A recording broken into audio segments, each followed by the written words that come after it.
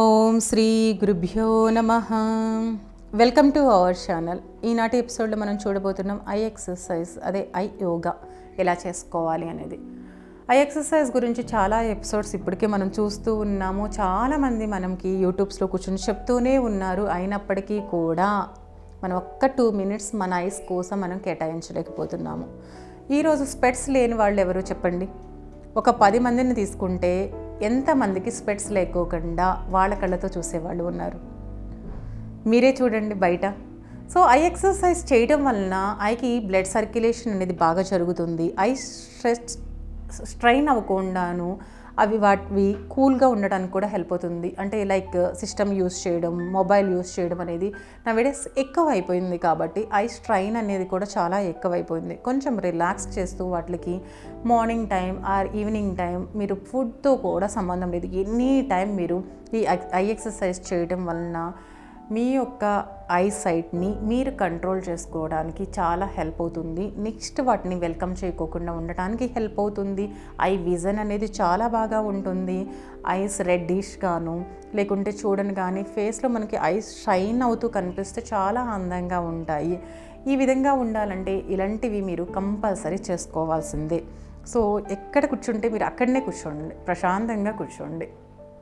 ఇలా ఉన్న తర్వాత ఐ బాల్ మూమెంట్ అనేది ఎలా ఉండాలంటే చిన్ కాన్స్టెంట్గా ఉండి ఇలా డౌన్కి చూస్తూ పైకి ఇలా నెమ్మదిగా స్ట్రెచ్ చేయాలి. ఈ స్ట్రెచ్ చేసినప్పుడు మనకు కొంచెం పెయిన్ అనేది రావాలి. ఇది కరెక్ట్గా స్ట్రెచ్ చేస్తున్నామా లేదా? డౌన్ ఫ్లోర్ని చూడండి, పైన సీలింగ్ని చూడండి, లేదంటే ఒక హ్యాండ్ చూడండి ఇలా ప్లేస్ చేసుకుని ఇంకొక హ్యాండ్ని పైకి ఉంచేసేయండి. డౌన్కి అలానే పైకి.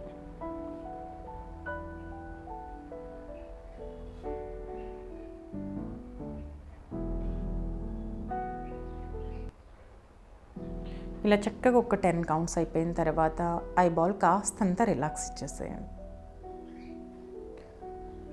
మిడిల్ ఈ విధంగా విశ్రాంతి అనేది చాలా చాలా అవసరం. ఐస్ చాలా సెన్సిటివ్గా ఉంటాయి. నెమ్మదిగా చక్కగా స్ట్రెచ్ చేస్తూ ఉండాలి. అలాగే వాటిని కాస్తంత రిలాక్స్ చేస్తూ ఉండాలి. తర్వాత రైట్ మరియు లెఫ్ట్ సైడ్కి చూసుకోవాలి. హ్యాండ్స్ రెండు కూడా ఈ విధంగా ఉంచుకుని ఒకసారి రైట్ సైడ్కి, లెఫ్ట్ సైడ్కి.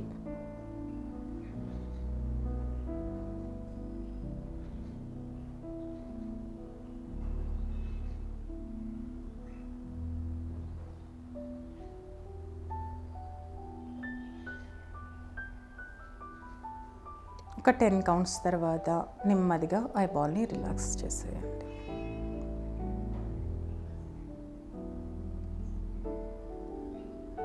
నెక్స్ట్ ఐ బాల్ చక్కగా ఈ విధంగా డయాగ్నల్గా కూడా చేసేటువంటి ప్రయత్నం చేద్దాం.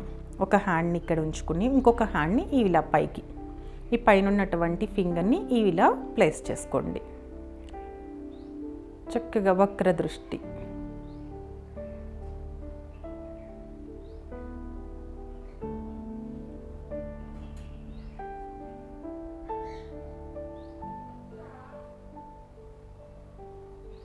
నెమ్మదిగా మళ్ళీ ఐస్ కాస్తంత అలా రిలాక్స్ చేసుకుని నెక్స్ట్ సైడ్కి వెళ్ళిపోదాం.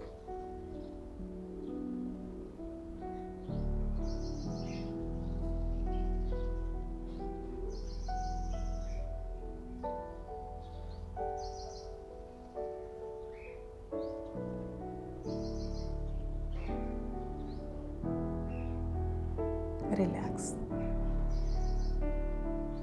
ఇలా చక్కగా అన్ని డైరెక్షన్స్లోనూ అయిపోయింది. రైట్ లెఫ్ట్ చేసేసాము, చక్కగా అప్ అండ్ డౌన్ చేసేసాము, డయాగ్నల్గా కూడా బోత్ సైడ్స్ అనేది మనం చేసేసాం.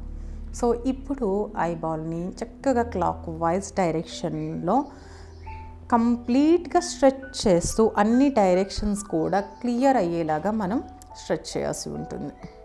చూడండి, డౌన్కి చూస్తూ హ్యాండ్స్ రెండు చక్కగా వీలైతే ప్రాణముద్ర ఉంచేసుకోండి. ఇవి ఐస్కి చాలా మంచిది. Circle 1 2 3 4 5 anticlockwise 1 2 3 4 5 then slowly relax.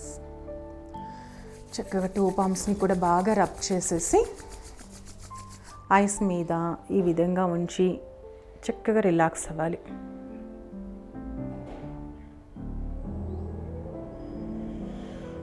Then slowly open your eyes. చూడండి, చేయడానికి ఎంత టైం పట్టింది మనకి. చాలా ఈజీగా చేసుకోదగినవి, పిల్లలకి కూడా ఖచ్చితంగా మీరు చేయించాలి.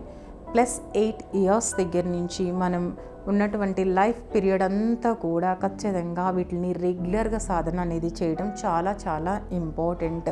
ఈ యొక్క ఎపిసోడ్ మీకు నచ్చినట్లయితే like, share and subscribe to our channel. మరి యొక్క ఎపిసోడ్లో మనం మరలా కలుద్దాం. అంతవరకు టేక్ కేర్. By by.